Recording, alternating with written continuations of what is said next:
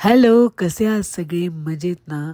आज आम्ही निघालेलो आहे सेंट लुईसपासून एक 60 माइल्स अंतरावर असणारी मेरॅमिक कॅव्हन्स, मेरॅमिक नावाची गुहा, जी ह्या पूर्ण ग्रीनलंडच्या खाली आहे, वसलेली आहे आणि ही 400 मिलियन वर्ष अगोदरपासून आहे.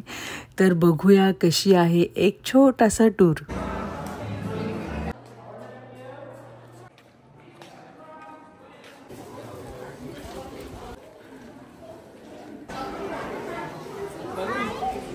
Hi, baby.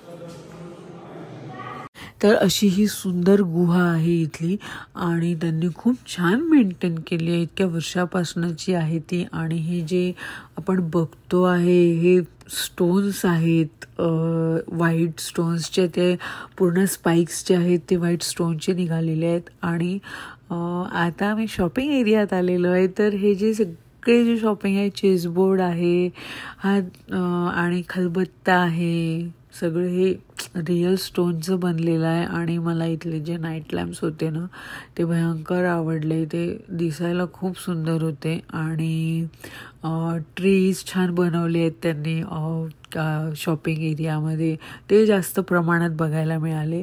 तर खूप छान वाटलं मला. आणि मी पण एक इथली आठवण म्हणून एक छोटंसं स्टोनचं ट्री घेतलं. मला छान वाटलं, ते फ्रेश वाटलं.